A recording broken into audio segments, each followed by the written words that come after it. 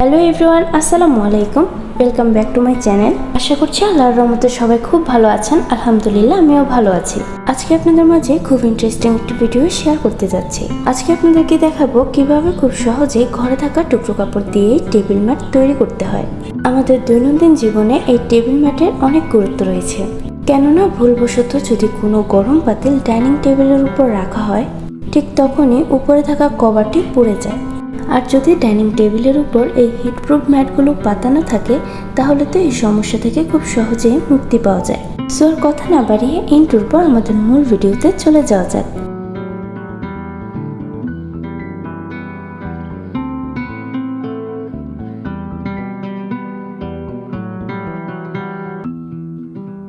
শুরুতেই দেখতে পাচ্ছেন আমি একটি কাপড় নিয়ে নিয়েছি, আর এখানের কাপড়ের যে কিনারের অংশটি আছে সেটি আমি ছিঁড়ে নিব।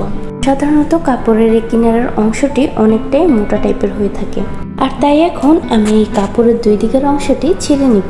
যাদের কাছে এরকম কাপড় থাকবে না, তারা চাইলে পুরাতন কাপড়ও ব্যবহার করতে পারেন। আর তাছাড়া বিভিন্ন ওড়না কিংবা বিভিন্ন টুকরো কাপড় দিয়েও এটি বানানো যায়। আমি আমার অন্য টেবিল ম্যাটগুলো কিন্তু সাধারণ টুকরা কাপড় দিয়েই বানিয়েছি। তো আমি একে একে কিভাবে সম্পূর্ণ প্রসেসিংটি কমপ্লিট করেছি সেটি দেখে নেওয়া যাক।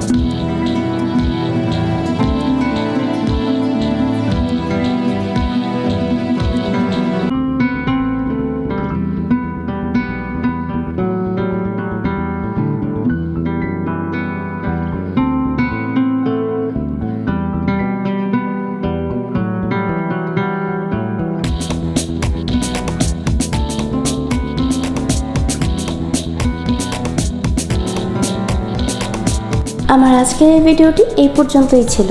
আশা করছি আমার আজকের এই ভিডিওটি আপনাদের অনেক বেশি ভালো লেগেছে। অন্যদিন আরও ভিন্ন কোনো ভিডিও নিয়ে হাজির হয়ে যাব। আর আমার এই ভিডিওটি যদি ভালো লেগে থাকে তাহলে অবশ্যই একটি লাইক দিবেন, কেননা আপনার একটি লাইকের মাধ্যমে আমার ভিডিওটি আরও 10 জনের কাছে পৌঁছে দিতে সহায়তা করবে। আর অবশ্যই আমার চ্যানেলটিকে সাবস্ক্রাইব করে আমার সাথে যুক্ত হয়ে যাবেন। আপনারা সবাই ভালো থাকবেন, সুস্থ থাকবেন এই কামনা করেই আজকের ভিডিওটি শেষ করছি। আল্লাহ হাফেজ।